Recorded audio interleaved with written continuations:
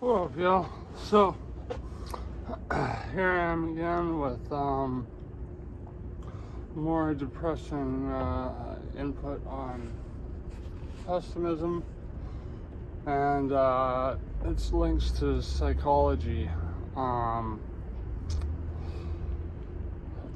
start by giving you a little anecdote. Okay, so in my psychology class that I'm very proud of passing. I worked really, really hard.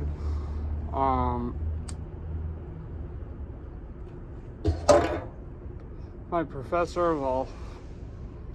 he was from China, had a very heavy accent. What he was saying was almost indiscernible, but he would allow me to engage with him. And I remember we were talking about the concept of self-actualization, and I said, well, maybe psychology isn't something that had the precedent set by William James, who was someone considered an anthropologist in the 1800s. He wrote some very interesting books, one of which I've read, and this very book that I read a long time ago, The Varieties of the Religious Experience, is cited a lot by Ligotti and the Conspiracy Against the Human Race. And I think it goes farther back than that. And I said this to my professor. I said, well, what about Descartes' famous quote, "I think, therefore I am"? And get this, my professor, he said, I've never heard of that. I never heard that quote before. This is the first time I'm hearing that ever. Well, I think, therefore I am is what poses this immense challenge. It if you read between the lines of that quote, it says, I think that I'm a self because that's what I'm led to believe. I'm a self who has a soul and is conscious, and we assign so much meaning to what we ultimately can't prove. I don't think there's anything that can be fully proven because ultimately we don't really know what's going on. Again, this goes back to my embrace of Robert Anton Wilson's maybe logic, which I think is a good thing because it has allowed me to have a fluid set of fundamental ideologies. But once again, pessimism is still what resounds the most with me. But what I want to discuss is the link between psychology and pessimism. So going back to William James, who preceded Freud and all that, but he was exploring very similar ideas to him, I would say, in a much more scientific manner than Freud. And fun fact, William James is one of the first psychonauts. This was before, there was like mescaline was discovered to be a thing outside of native tribes and stuff like that. So essentially what William James had available to him was stuff like chloroform and nitrous oxide, and I think it was particularly nitrous oxide that he found gave him very profound experiences. Back in the 1800s, they used to have nitrous oxide parties where all these Victorians would come together and they would huff nitrous and they'd run out of the room laughing, and that's where the term laughing gas came from. But William James, in the Varieties of Religious Experience, when pressed on whether living is a good thing, he conceded that because I read, as I said, the varieties of the religious experience. I used to have a copy of it. I don't know what happened to it. I probably gave it away, like most of my books. I regrettably have given away most of my books to people who never read them and just lost them. So I'm pretty sure that's what happened to my copy of that. But I remember it, and it was almost like an ode to life, an ode to the uplifting nature of spirit. But I think he was really describing what other people experience. Because when they did press him, they said, "Is living a good thing?" He said, "Well, it's akin to being a dog who's, being vivisected for the purpose of science." Vivisection, essentially cutting you opening you up, while still alive, and at least in the case that William James was talking about, or at least in the analogy he was using, he said that our lives are kind of like that. It's like we're here to essentially be torn apart. How's that for a nice fucking Tuesday morning little upbeat note for you? Now, there are a lot of parallels, as I said, between psychoanalysts and pessimism. And I want to read you what I wrote down last night, and this was from, these are notes that I took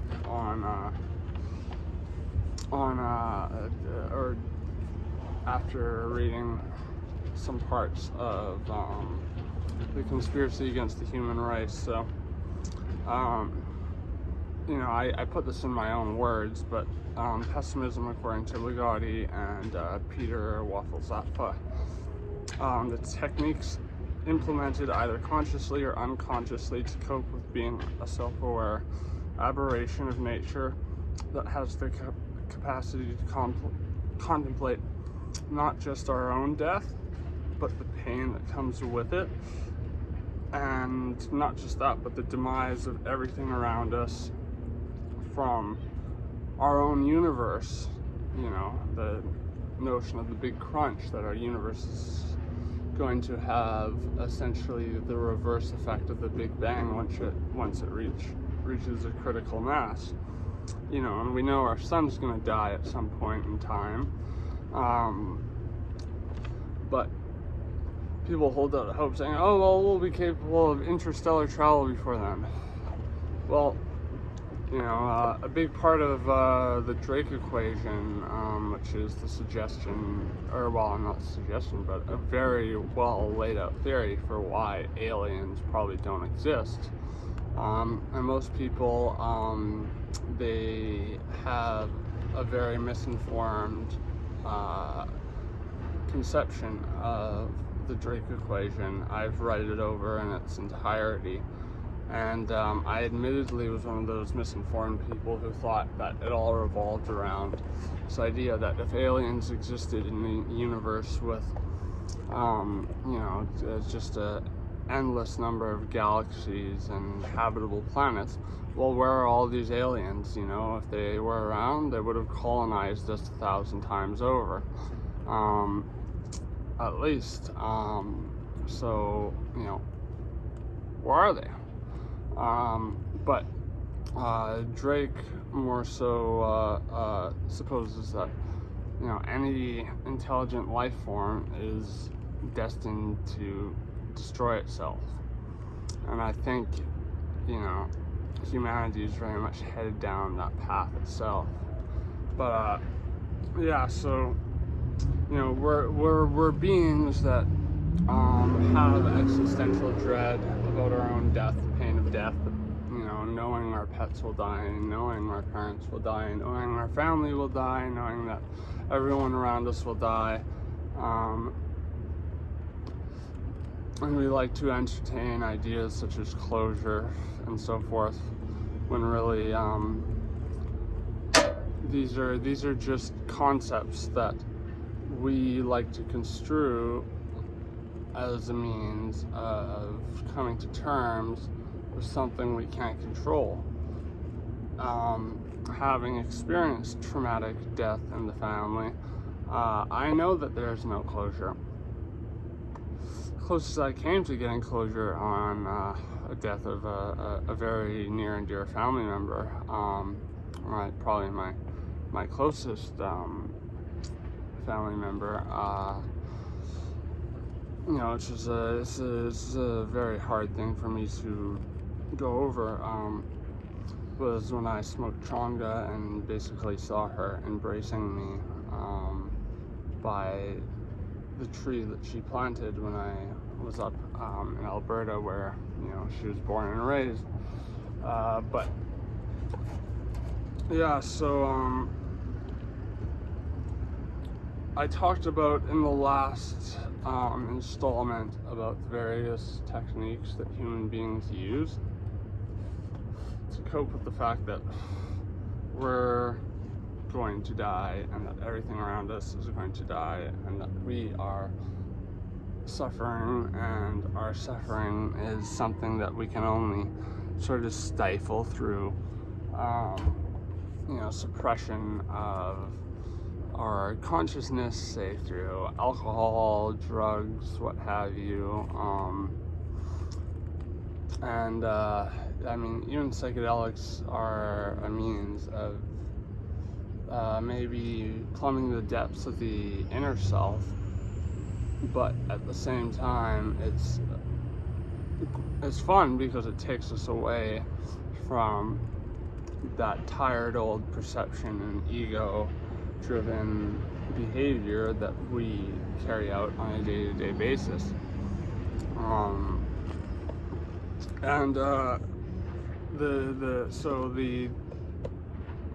What I laid out before was what Zap had postulated, which was that the means with which human beings will cope with these issues is distraction, isolation, anchoring, sublimation.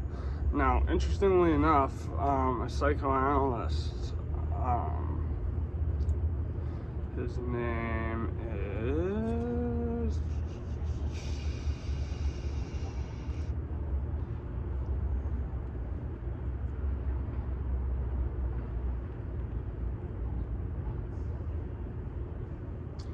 David Livingston Smith, and this is from his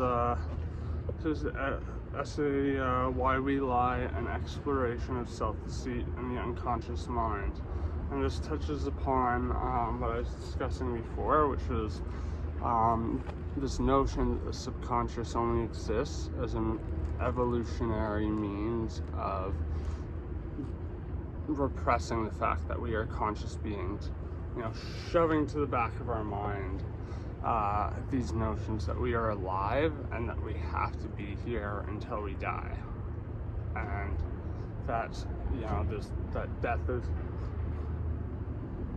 something to be feared because it's inevitable and something we can't control. And I think most anxiety and depression and phobias and so forth stem from what we regard as things we can't control, when really we have very little control over anything at all.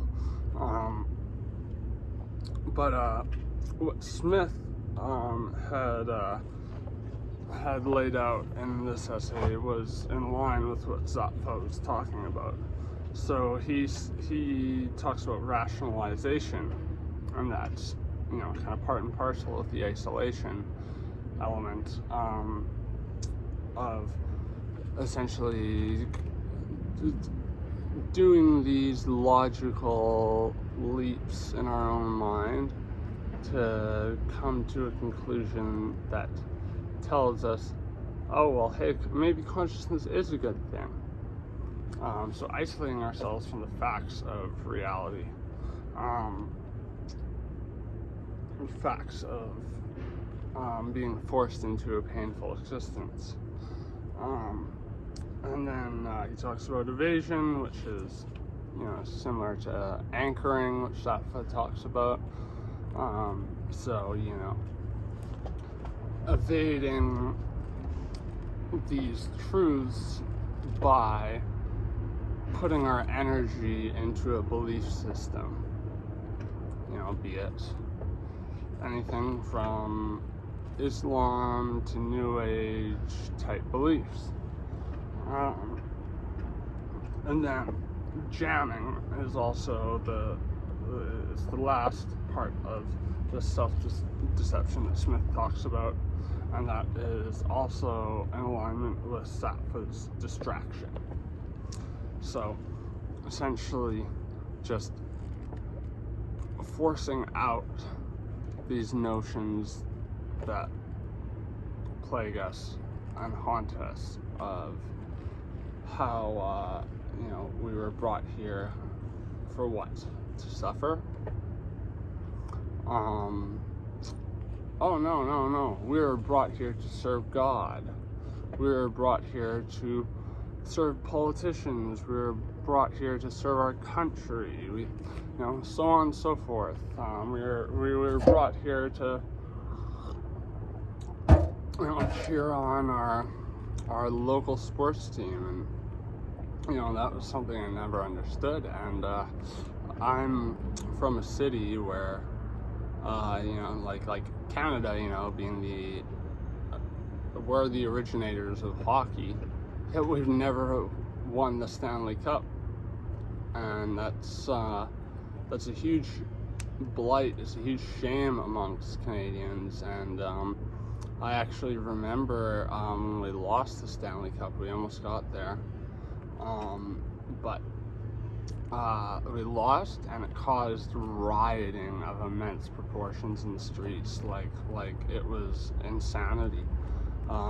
Like very, very violent riots occurred. I was fortunate enough to be just banging my girlfriend many miles away, or watching as smoke just poured out of downtown on a hill. I was just dogging my fucking ex.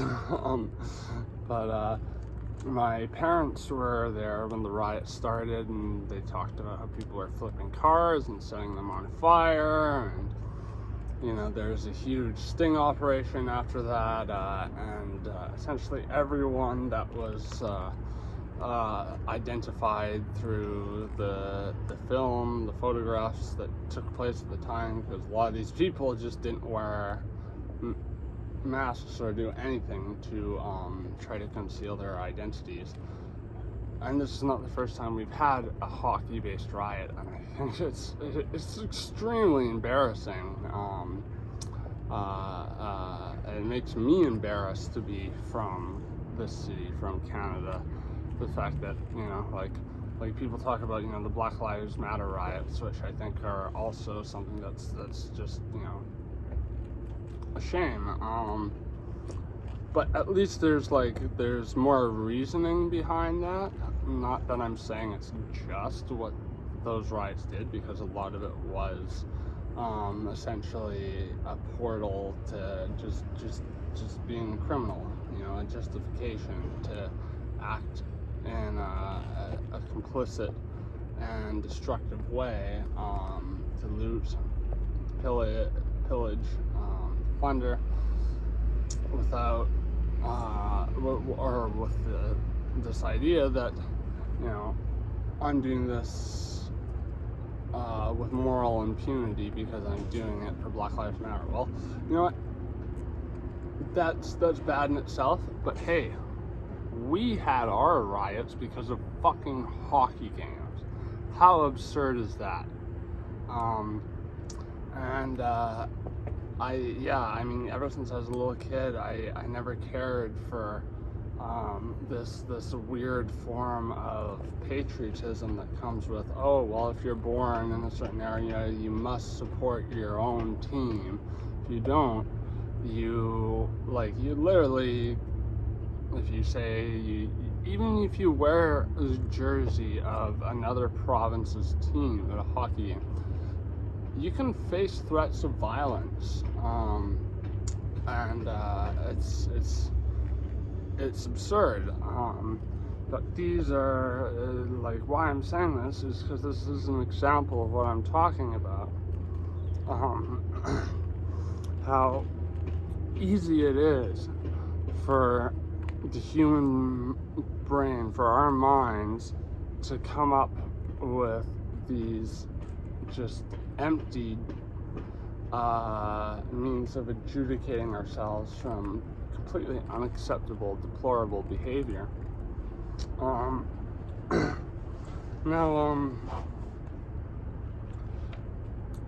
Going back to what I said about the subconscious being potentially just a means of not just like, Freud and Jung talked about, where it was repressing unwanted desires.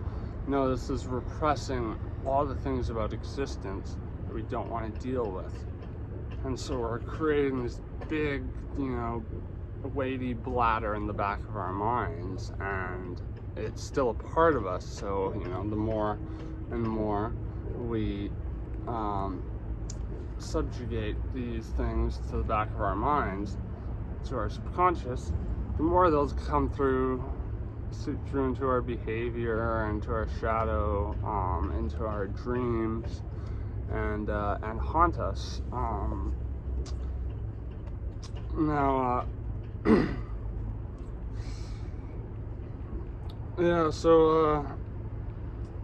What I essentially wrote was that, this notion I just described of self-deceit that Smith lays out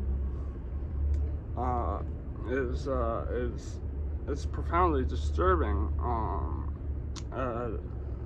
This postulation that the unconscious mind exists not merely to repress trifle, undesirable happenings in day-to-day existence, but it also serves as a function to mitigate the agonizing reality of being unconscious, being forced to deal with the patent absurdity of existence and perpetual deceit.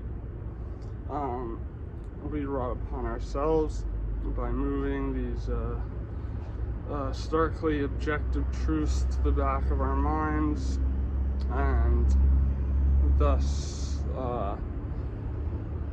the subconscious it serves as evolutionary function. And I think that's, if true, what allows monstrous people such as Stalin or Mao or Hitler to get away with ideas that are so clearly wrong, actions that are so clearly unethical, and like abhorrently so. I think it's that evolutionary development that allows us to get away with so much evil.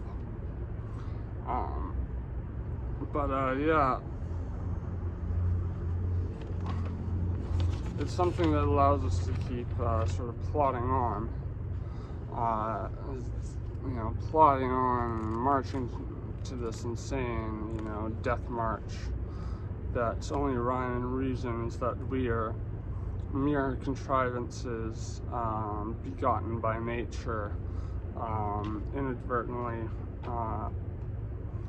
into a fruitless existence where happiness just is another hollow, unfulfilled sentiment purged out by a brain that would otherwise reel with horror at the farceful nature of our lives, as we smother out these objective, brutal facets through physical self-destructive behavior, like drug abuse, self-harm, and so forth, harming others, or by banishing them to the back of our minds, to the subconscious, which I would argue is another form of self-harm, because, as I said, the subconscious is a part of ourselves. It's integral to our being.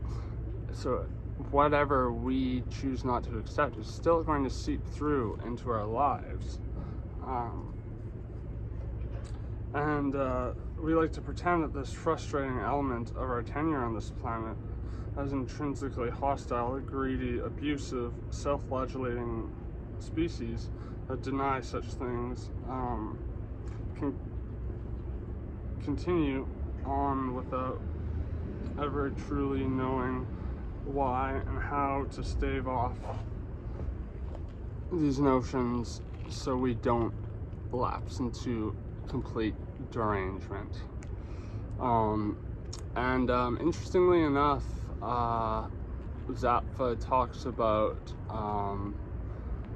in alignment with Smith, how something like depression, where people talk about, oh, I'm depressed because I see so much bad in the world. Well, psychiatry is going to say that's because you are mentally deficient. And if you're mentally deficient, that means, you are now characterized by that diagnosis, and it's essentially a means of perpetuating, this mass pharmaceutical industry, when really these neurochemical imbalances that allow us to see these things may not be a mental illness. It's not psychosis, it's not delusion, it's acceptance of what is, a sharp, jagged pill to swallow, and it may, rip us up, tear us up inside, but it is embracing what appears to be real, as opposed to living in a realm of fantasy. And that in this day and age constitutes being mentally ill. And I think that's unfortunate, and that shows how far society is willing to go to keep us from exploring these ideas.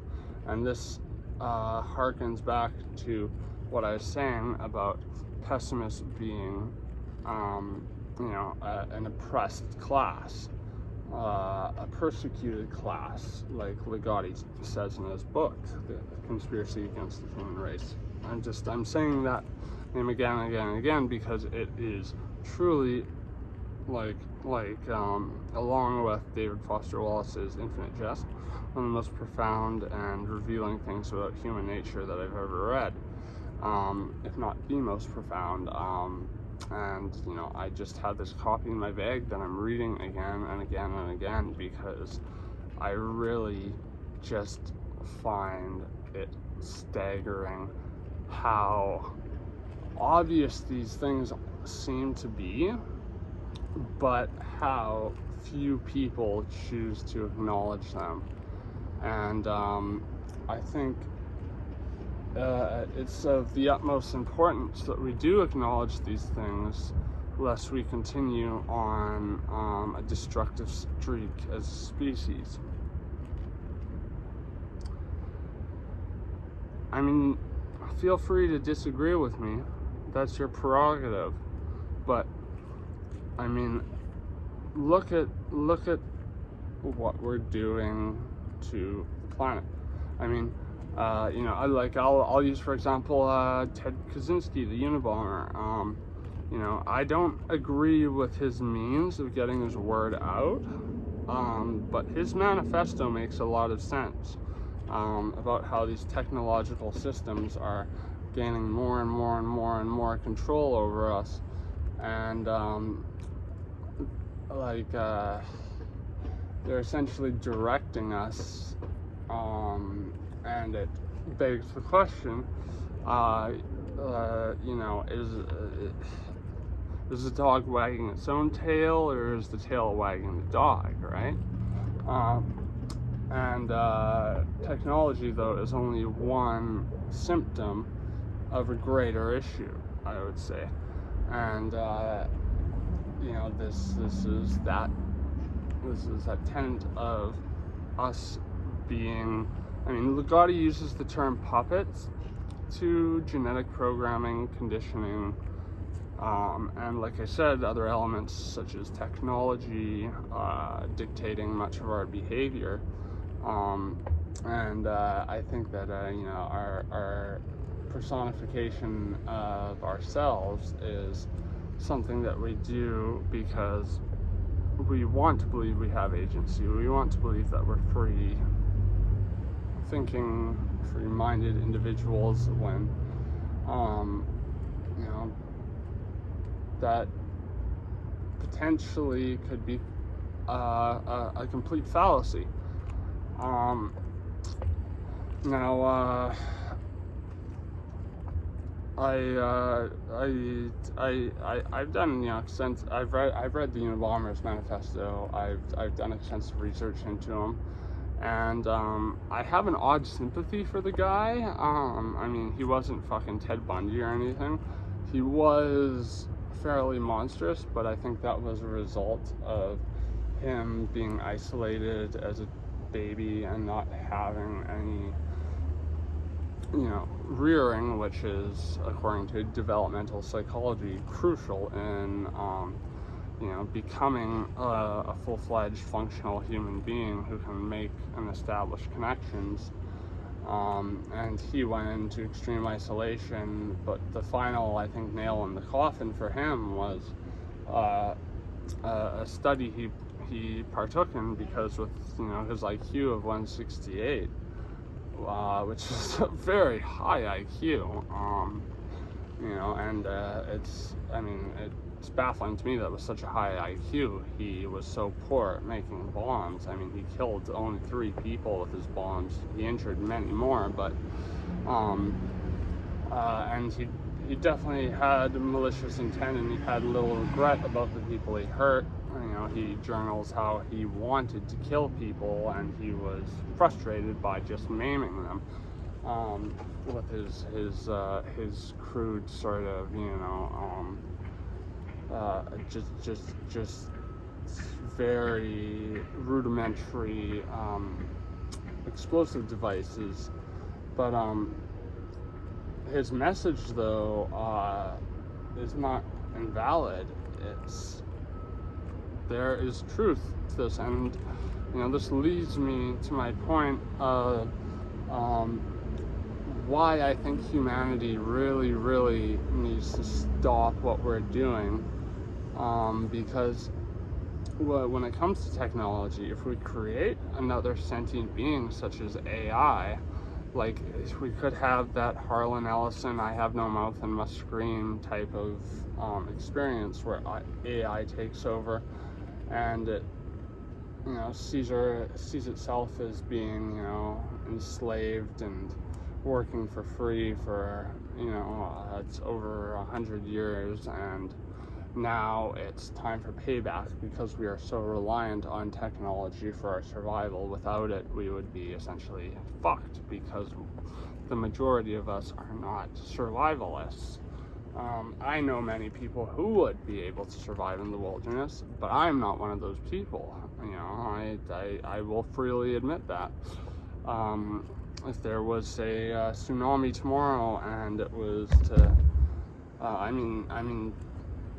if there was a tsunami, it would actually hit an island before where I live.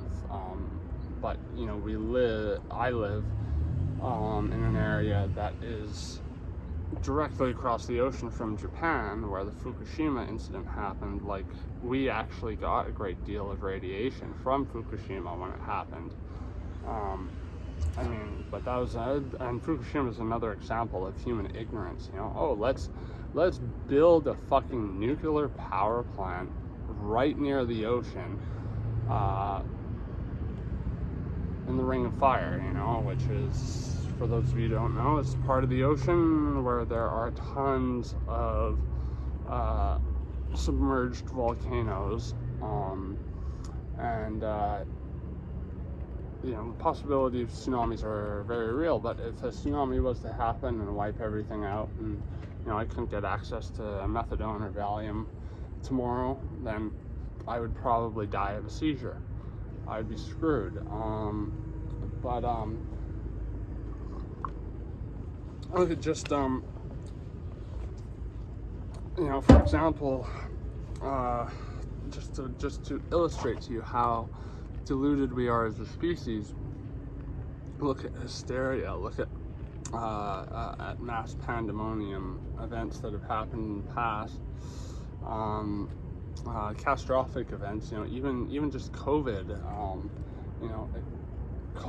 It is completely changed people. It has changed society, and these are instances where, if we truly were moral beings and had rectitude that was something worth noting, we would fight for our own species. We would band together and try to do good. But like the majority of times I hear the word green, eco-friendly thrown around is by a corporation that wants to use that as a buzzword to advertise their products and give people some peace of mind in thinking, oh, I am doing good by reducing my carbon footprint. I'm driving an electric car, so I am helping the environment. It's like, no, you're not. You are perpetuating lithium mines, and lithium mines are like insanely destructive. They require slave labor to exist in the first place, and electric cars, the batteries don't last forever. They get thrown in the dump. They leak extremely corrosive juices. They are not biodegradable.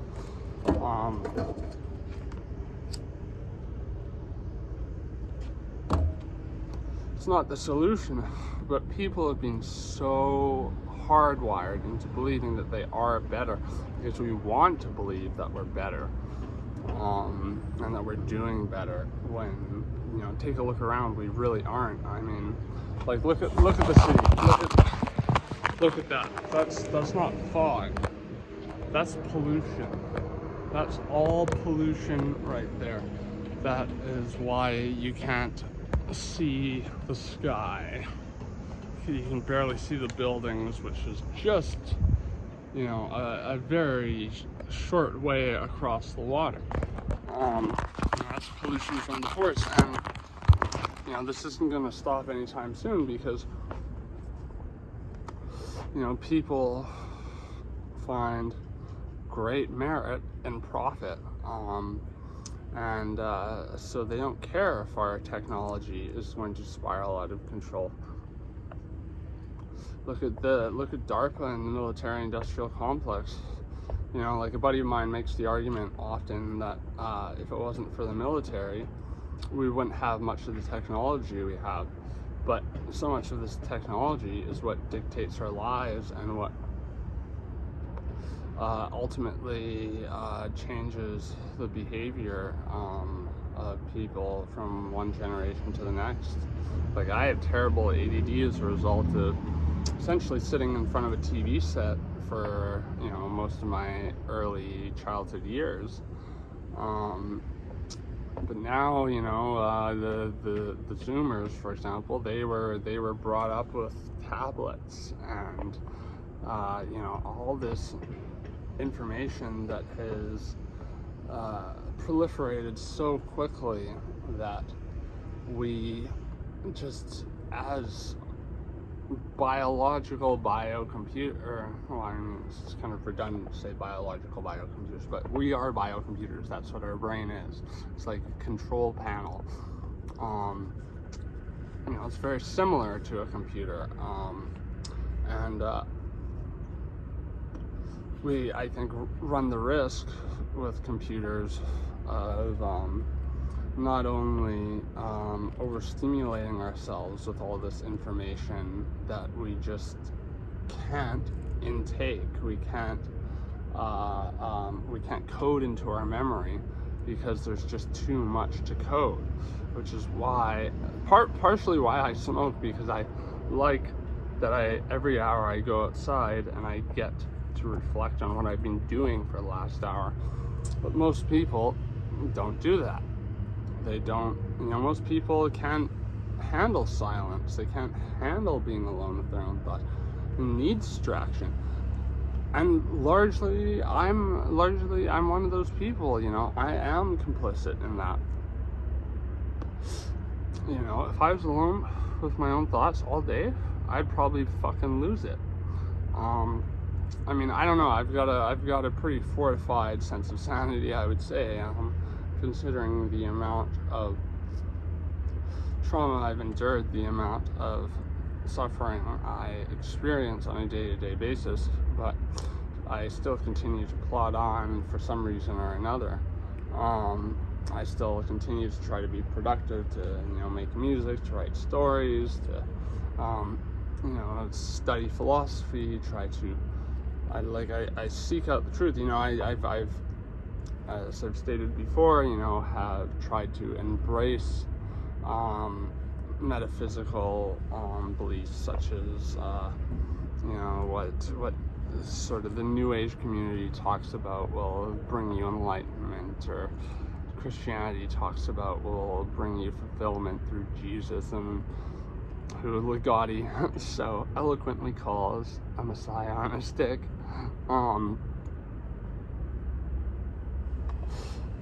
When really these are sort of archetypes we've created in our minds to bring us some sense of fulfillment, because it's it's intangible, and it's like the inverse of cosmic horror, whereas instead of some mysterious being that's interfering with our lives and defying all natural laws, so many of us choose to anchor, or according to Smith, evade these realities by believing that there's something greater and more powerful than ourselves out there, when I think it is beyond arrogant to say that we know for sure that there is something out there, and there's something out there that loves us, but it's intangible, and it doesn't talk to us unless you're someone who's legitimately psychotic. Sorry, fucking people who believe you are having a two-way conversation with God, but I believe you are really, if you're not verifiably insane, and not under the pretense of depression, but actual delusions. If you think you are in touch with God or anything like that, that's because you've been conditioned to believe so, or you've been sort of scared into it by this prospect of something worse than death, which is that after you die, if you're not good in a variety of ways, you are going to be punished in the most incomprehensibly awful way possible.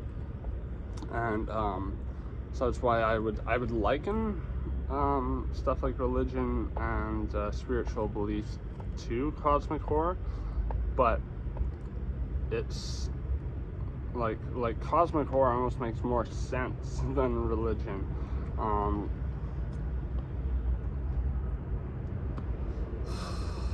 I'm surprised there aren't real cults that believe in, the H.P. Lovecraft mythos and say that, oh, well, he was actually channeling, this god or that god. He was actually channeling a mad Arabian prince who had written the Necronomicon and outlined all these beings like the Elder Things and whatnot that created us just to sort of feed off of us, who has created everything just to destroy us and torment us in a way that is catastrophic and that is untold in its in the length of suffering it inflicts. And I would say that, yeah, ideas like, once again, the afterlife, hell, so on and so forth, this cosmic punishment is it's a terrible idea, but it's what some people feel they need to be decent people and to live a life of perceived solace, when in fact they are denying what is right in front of them, and they are putting all of their beliefs, their investments in these beliefs into one pouch and hoping that it pays off. You know, like there's the whole Pascal's wager of, well, if God is or isn't real, why not believe in him so you don't go to hell? Well, I think that's a tremendous fucking cop-out. Like, you know, it's like saying,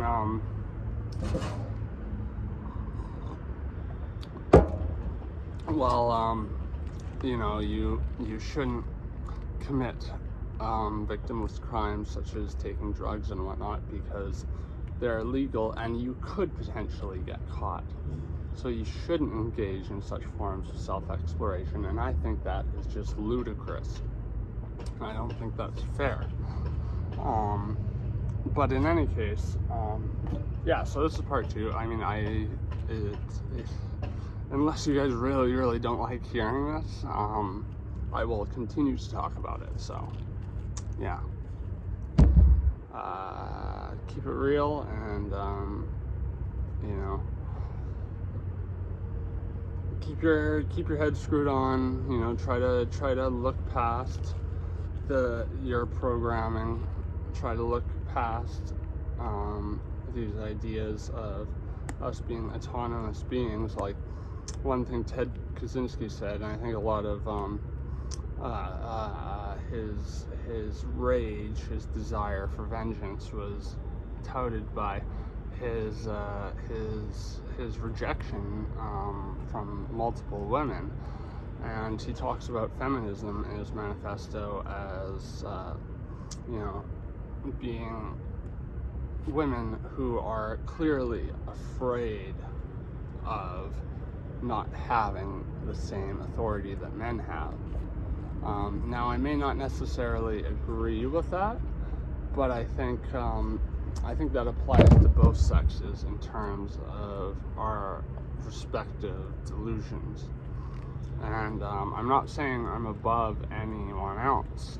I have my own respective delusions. I have my own respective ways of suppressing, you know, these hard realities, but I'm trying to come to grips with them and accept these really disenchanting truths, regardless of how disheartening and despairing they may seem. But you know, I reserve the prospect that I could be wrong. I could always be wrong, but as far as truth goes, this is the closest to truth that I've found myself. And you know, for all these spiritual people out there, I'd say, well, hey, I've been blasted into other realms hundreds of times, and I've actually talked to spiritual beings, and even the infamous atheist neuroscientist Sam Harris said that DMT is more valid than any religious experience because it's something that is repeatable, something that, you know, like, you know, good science is something that you can replicate again and again and again, and, you know, essentially anyone who takes it. But on that note, I will leave it at that. Have a good one, everyone.